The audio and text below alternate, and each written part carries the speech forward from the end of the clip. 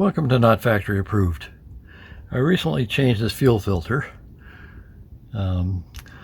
This truck this is an E350 van, Super Duty, but this filter and setup is used over decades of Fords in trucks and vans. So I'll show you what I did. I found a number of people online who were showing how to change it, but it didn't seem to be all that clear. They seem to be leaving stuff out. So hopefully I can make this a little better. So this is held in by a hose clamp there. And this one I have the screw underneath here. Where is it? I have the screw underneath here somewhere. There it is. So that's in the middle of the bracket. See if I can get it to focus. Of course I can't.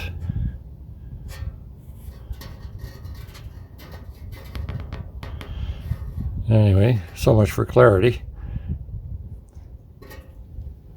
So there's the baffle, the lines,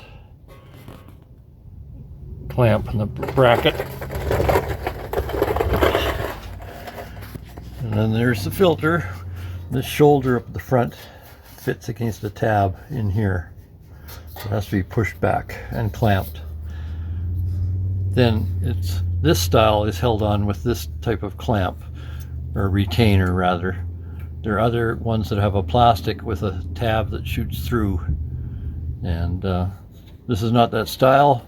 My 86 is, so both exist. So this style needs a special tool to get it off. The plastic ones, you have to carefully pry up the lock and then it pulls off. But the 86 does have this style up at the engine on the fuel injector line. So this applies to various various spots within the truck.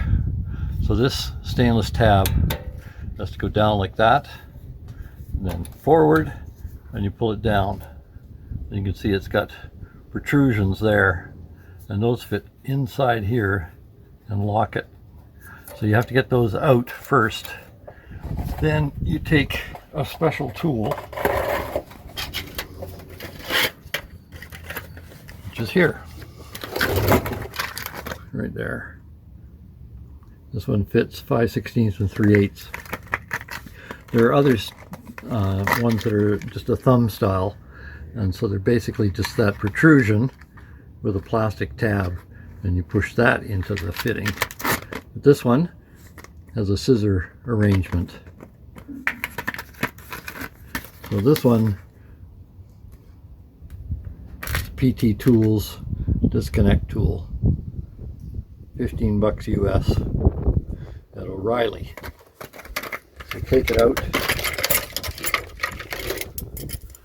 You got the 5/16, which is what this one is, and you stick it in like that. So it has to go down. It's a little tricky one-handed. So you have to fit that against the line and then fit it in like that. Let's try that again. So you fit it against the line and then you pull that. And then this has to be pulled back.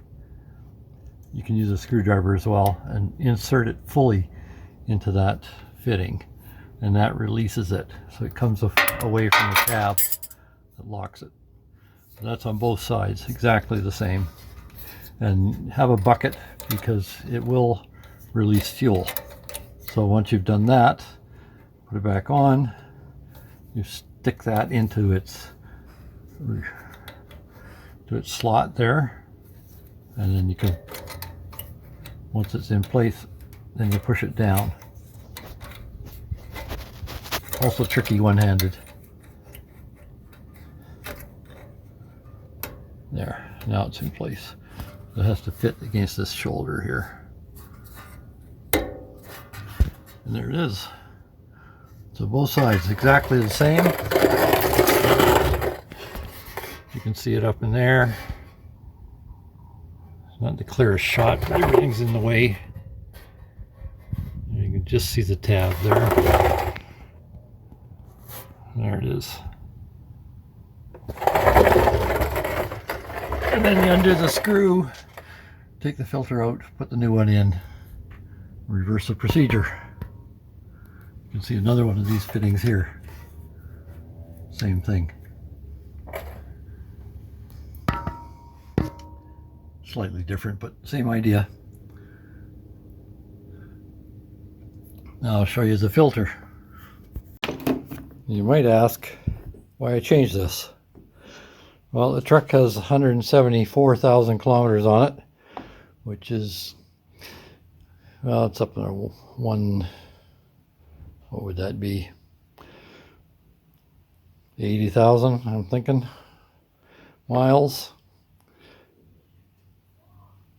Oh no, it'd be closer to 100. I'll check on that. Anyway, it's been in for a while. They recommend changing them before that.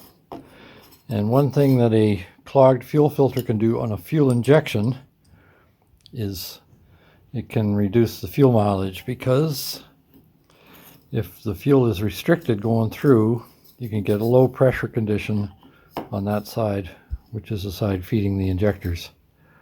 And if that happens, then they don't spray properly. All my experience has been with, pretty much all my experience has been with carburetors. So it took me a while to clue in that a clogged fuel filter in a carburetor, it causes stumbling and stalling and lack of power, not running smooth. And in fuel injection, the computer can take care of most of that. So it's not so noticeable, but it will reduce fuel mileage.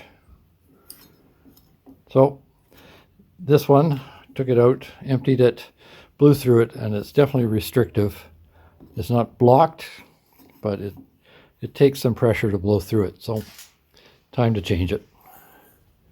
And we'll see on my return trip home if it actually has made any difference. Please don't forget to like, share, subscribe, or even notify, or any of the above, or all of the above. Thank you.